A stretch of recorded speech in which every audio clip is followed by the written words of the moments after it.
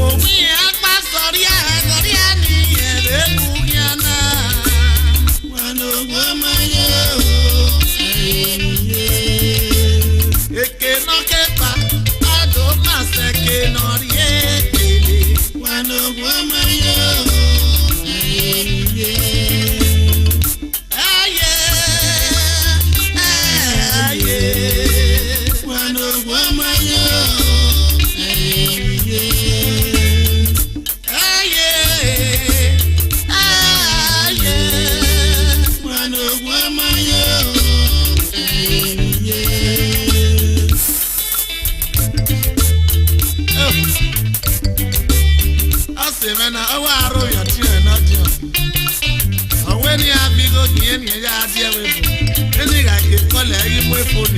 I will have my phone. I can't do. Any man be high. And I will force it and they get a do. But I will go when I am where I did. And I'm where I did with you.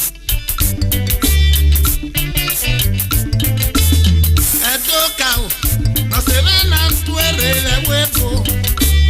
Oiga huevo, oye la, agba ogieke, omagi pege baba, agba ogieke, omagi pege, agba ogieke, omagi pege tarapa, agba umodia oye fioro.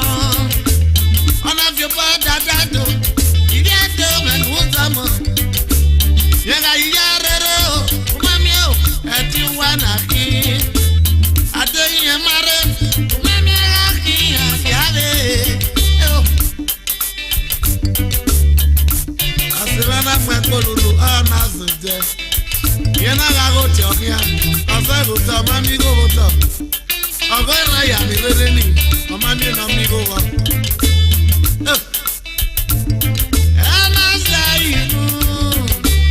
Owe brother, wawagele ya, sister, iyo wawagele ya, imageria ye, imageria ye, ite wagase magetagele rego botae, ite wagase mao, te wamerano migo, oh my God,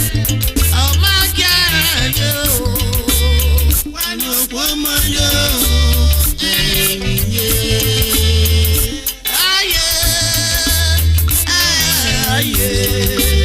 one woman, yo,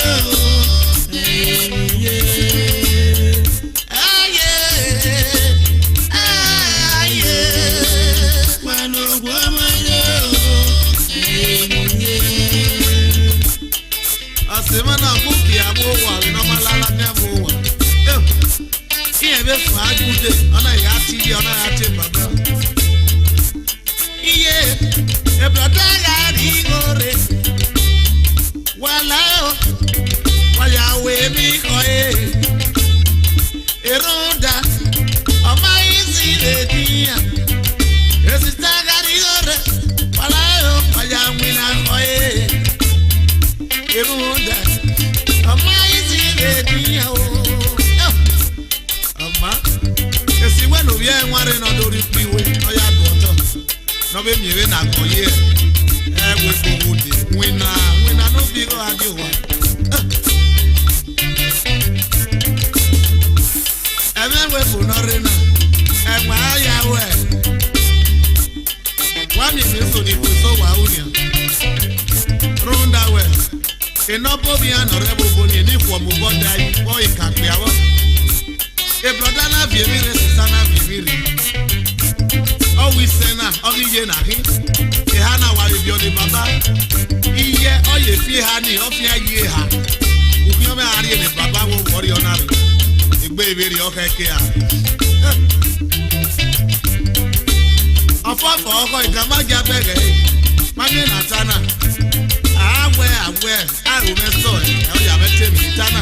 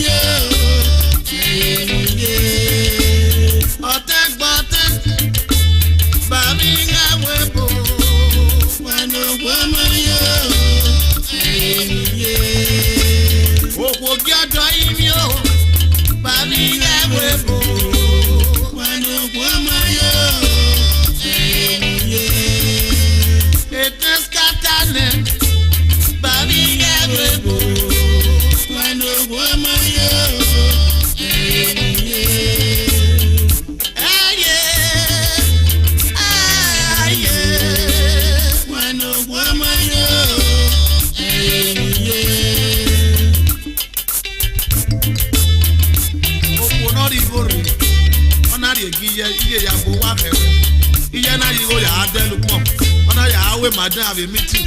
Ona ya we yo wa. O wa ma po. Ana ga po wa we ana mu ye puto mu ge o kana be we bu. Awo kana gbegbe wi e je wa. E ya na ya fi ma for airport. Na te ya gbe wa. Awo sa bo na mu dia na. De ma na ge na we ka ma we eat water give marriage. Awo kana na wo le gbe wa. Do fi e na na. Ma te gbe fi we la Nigeria. Egbe na ya ma. Hello, where we are here, we are here. Let us go to one. What time are we going to go? I will go like a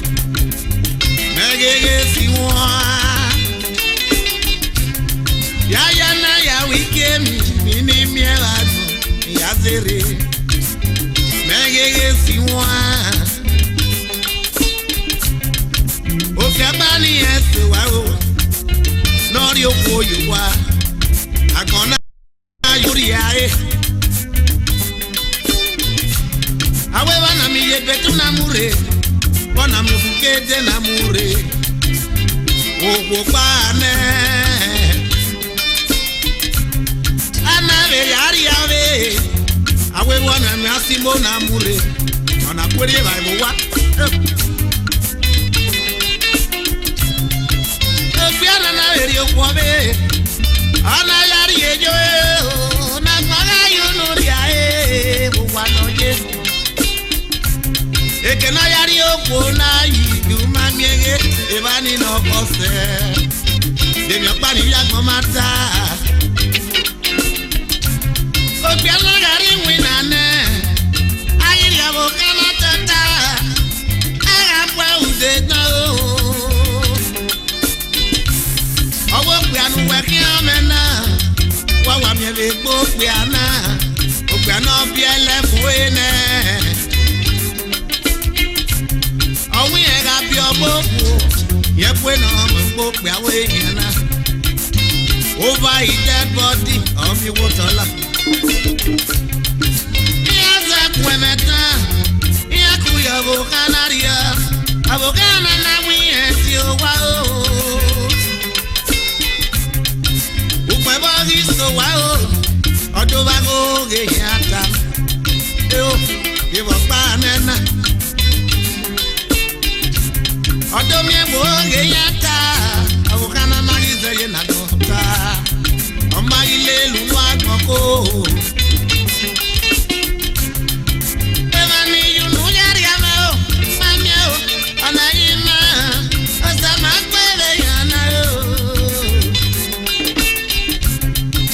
ununa yari amao iropa magado loyi kemenuta opane Nuta wogida mamiego susenune Iwa panena Iwa kini Nuweta wafuja mamiego Ose kununu ameneo Iwa paneye Iwa kini Oya metebe nitane Nunda we Eme no kunu na ladiane Ọlọ́wọ́ kẹ́lá wèrè gbé. Otu ọgbà wà àrọ̀wèrè ọ̀nà tiẹ̀ wá MD Young Music Director. Bí àkókò tún ní ìyá ayé gẹ̀ẹ́rẹ̀ ara tiẹ̀ Young Music Director. Ìwé àdówé ní ìbúwẹ́ ẹ̀ náà, èyí àpò ìdẹ́nẹ̀. Ọmọ yìí gí àfi wèrè náà tiẹ̀ Old Music Director. Ń dáwẹ̀ ọ̀ká àyà wèrè náà ní àná. Ọ̀jà àmẹ́ wánú. Unu náà yára yàmọ́ o. Ọmọ agé àjọlọ yìí. Ẹ̀mẹ̀nú ta. Paneye Ewakini Nuta Abuja Mamiega Se Kaduna ne Obiro Ewepo Ewakini Nuta Ewepo Mamiega Se Nigeria ne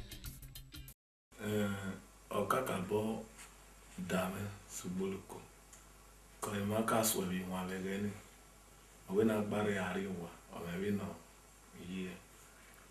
Everything my vow all arrange. When we not with vow, not to say and I won't back or maybe no yeah. And then I am it you. It's a mess also know where I'm having an attic back here, you have to borrow work back. When I won and I again a picture of one attic by again. Megas I think a boy and a go my affair, me am thinking. You're a baron, I am a meet you. I mean, I was out back or when you can Tiola do or Mario Ball. Yo, Elma Salopa, Nojima, by Yojima, you have no son that.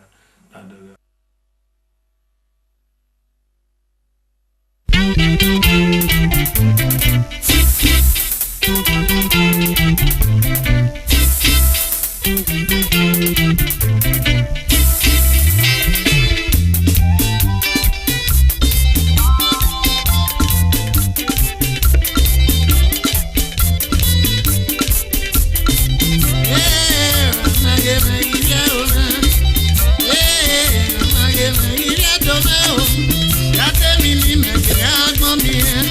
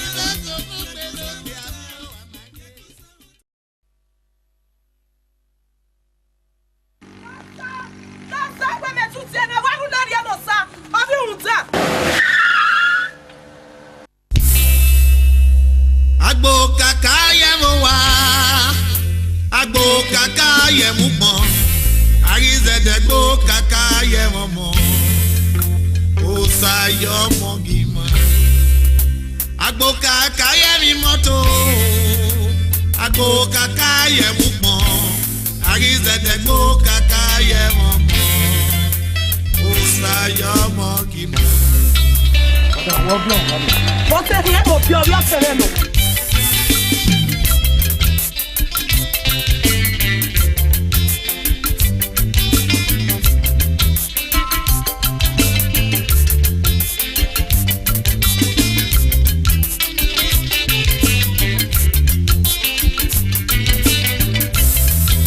Agbo kaka ye mowa Agbo kaka ye mukmo Ayizedego kaka ye momo Osayo mongima Agbo kaka ye mi moto Agbo kaka ye mukmo Ayizedego kaka ye momo Osayo mongima Ọmọ wa o Ọmọ mi yere nago Ìwọ ọmọ wa o Ọmọ tí ó máa kó ọmọ ẹgbẹ́ o mọ omi yẹlẹ nàgbọ́n Ayizedego kaka yẹ mọ̀mọ́ Osayo mọ̀gìmá Osayo mọ̀gìmá o bí ara gbọ́ agbọ̀nsẹ̀ o Osayo mọ̀gìmá o náírà tí e mẹ́rọ mọ́ Ayizedego kaka yẹ mọ̀mọ́ Osayo mọ̀gìmá Osayo mọ̀gìmá o náírà tí e mẹ́yọ mọ́ Odana lábí ọmọ bàbá Rumamia ọmọ ìzì ìrè nàgbọ̀ Rumamia o Odọmọ wọ̀rí ìgbè Osayo mọ̀gìmá Àmì ẹ̀kìnà náà dọ́mọ Osana yọmọrẹ o Odana lábí ọmọ bàbá ọmọ ìzì wáyé Ayizedego kaka yẹ mọ̀mọ́ Osayo mọ̀gìmá ọwọ́ ke má fi àwẹ̀ ayẹ yẹra di mọ́tò rẹ̀ dò ìwé bí àrò máa mẹ́ni fún kí ọmọ náà o Ayizedego kaka yẹ mọ̀mọ́ Osayo mọ̀gìmá ọwọ́ ke má fi kpọnọ dé o wàrà yẹ yẹra bò wà lè nàgbò ìwé bí àrò máa mẹ́ni fún kí ọmọ náà o Ayizedego kaka yẹ mọ̀mọ́ Osayo mọ̀gìmá Agbo kaka yẹ mọ̀ wá Agbo kaka yẹ mọ̀ Ayizedego kaka yẹ mọ̀mọ́ Osayo mọ̀gìmá Aweke ma fi akwe yẹga ti mọ́tò yẹga fò wá Eni wa izirunda wẹ̀ ebi ra o ìhùn yẹn ma mẹ́ Ẹ̀mọ́ mọ́jà yẹ pátá Ndawusa ọ̀yọ́ mọ́rí Yayọ́ náà wígìrì Wàdóró kí ẹgbẹ́ o Nílẹ̀ ẹ̀sùn wáyé Wàdóró kí ẹgbẹ́ o Nílẹ̀ ẹ̀sùn wá Osayo mọ̀ níbú o Umamia Ẹ ọ̀yà gbọ̀ òru ẹ o Ọtí ẹ̀nà rí gbé o Ọmọ pa kẹ́kà ní ẹwà mẹ́ Umamia o Osayo mọ̀rí o Wàmáyé Nọmọ mọ̀ níbú náà Adéso ẹ̀dọ́ ẹ̀yìn ẹ̀yẹ́rẹ́ nàgbò Ọ̀kẹ́ yìí gbá o Yẹ̀kí ẹ̀yà mi ọtí ẹ̀ Ugbe wari sigwe o Ọ̀nà àdòwú sẹ̀nà mọ́nà gèlésẹ̀ o Era rari ugbo Yọ̀n gbanù pọ̀ ẹ̀mú ẹ̀kọ́ Iye àtọ́gọ́dé Yọ̀n gbanù pọ̀ ẹ̀mú iyẹ̀ Ọ̀nà wù yẹn gàrí ọmọ náà yẹn gàrí ẹ̀dọ́ Náà yàrí ẹ̀ yàsọ̀ wébè Ọmọ náà yàsọ̀ wébè Ọbẹ̀ dòkí oge náà gbé gàrí náà gbò Ọmọ náà yàyọ̀ wébè Adókè oge na kókàrí na gbò Umami o Odọmọ ọ̀rẹ́bì ọ̀rí ọmọ lẹ́wọ̀ Ọmọ ṣẹ́dọ̀ àmì èmi pa nọmọ na máa kí ẹ Nọmẹmọ ní bùnà ìyẹ́ ìyàwó ayé sùkú o Ọgbà kẹ́kàn ni ẹ̀yà rí ebi kú ẹ Àmì èmi náà máa kí ẹ bẹ̀ dó Orie bafo, orie tomato si, et pure water, nari keke, mamio, osayo mori, omoye varia mayo. Opiana nori kwena, ona mwigba wi ediedo.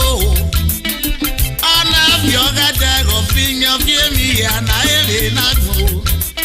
Ya vyoga yomi no waro edo. Zewo mo no kukuni mama ge mewu. Opiana tuerele paki. Odova ewo wa gbepo. O magie upo mo pano sari eni o. Ewo gbebu iga o. Ewo gbebu ga o. Ewo gbebu ga ne. Omo e bari avae benagbo. Umamego osayo mori. Moto kwa fiota. Opiana na gbera. Awekeni eri ye mauda. Ewo gbebu ma ka. Ya mi omi e no redo. Mi ebe gebe no jo we fese.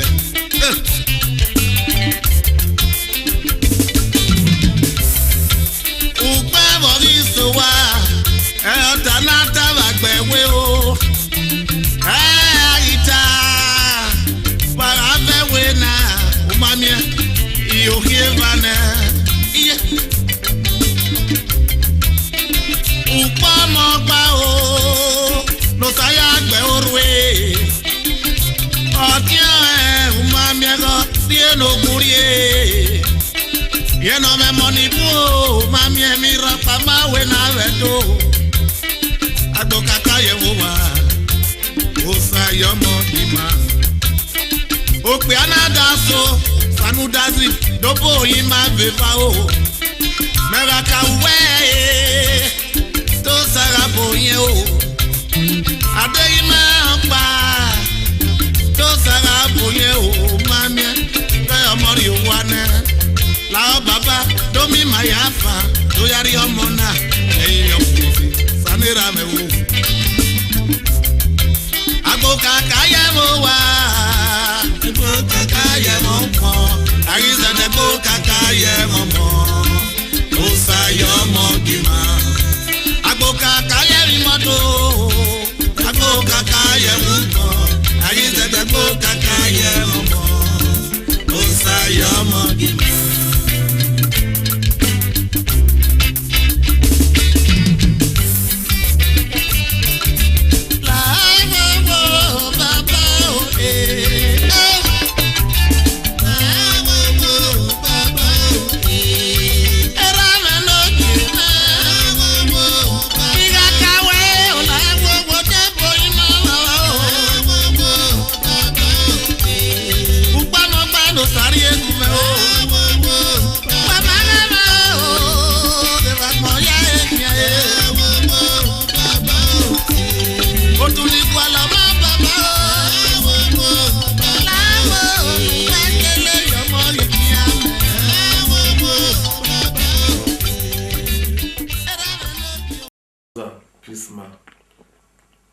Made the condition in my hour recording there already this last video.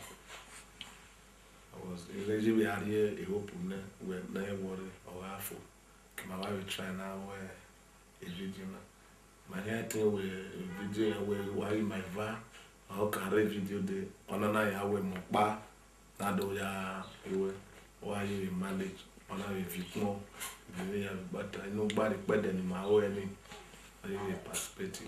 I need a new video. Okay, Kakabo Dame Suboloko. Where this is the last video. The theory going was very much about plan.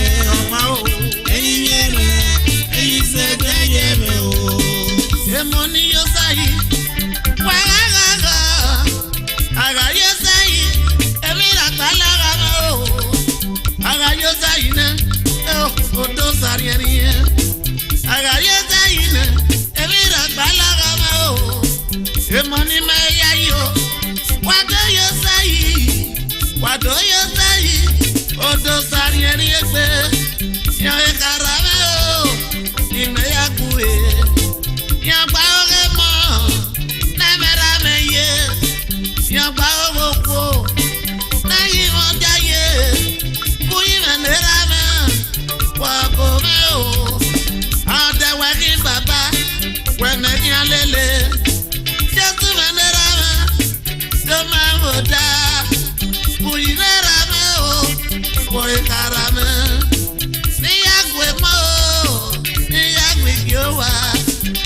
Uyimeno mose, uyame o. Jesu manera me, mose kwe o. Aina fubete, ayame sa. Ayibiera, ayiza dayame o.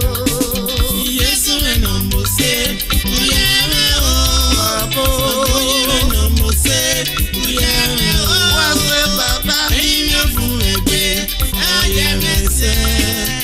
Aime, ayiza dayame o. igo ni meya. Agu wana o. Ukwagbe meya ni kaya kesanera. Adagma meya ni kaya kwani Jesu nera me. Igo ni mese, agu sano. Muyi meno mose, weyame o. Jesu nera me, mose kwe o. Aina fubete, ayame sa. Ayiriera, agiza dayame o. Yesu eno mose, uyame o. Eno mose, uyame o. Aime fuebe, ayame se. Aime, ayiza dayame o. Mai kwana bo. Okwani agwani Jesu na baba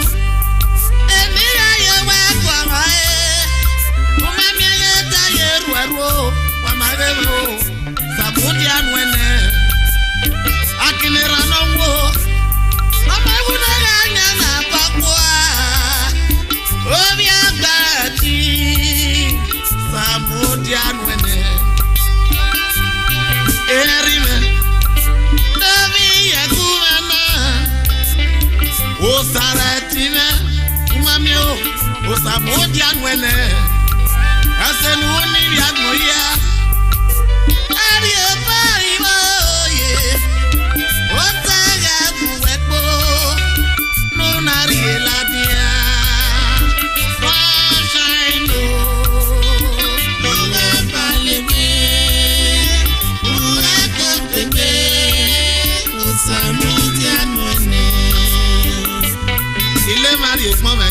Henry Usati Yekumena.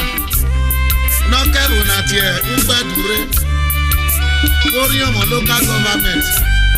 Oata Baba Esin Uni Yagmo. Eri Boyiba. Nawata Lulu Kianoma. You know, Yari Ekmo Megiye Meni. Mrs. Caro Omozuwa. No, a child lady of a Rosie Sister Club. Boy, Madrid, the street. Oh, were they happy? The Maya Yapias, or when I did come and I well, I was sick. The Maya Rameni, D. Okaro, Nonya Dallas, Excellence Hotel. We number 20. Here come the street. Backboard Road, Obeson, Water, Iranogi.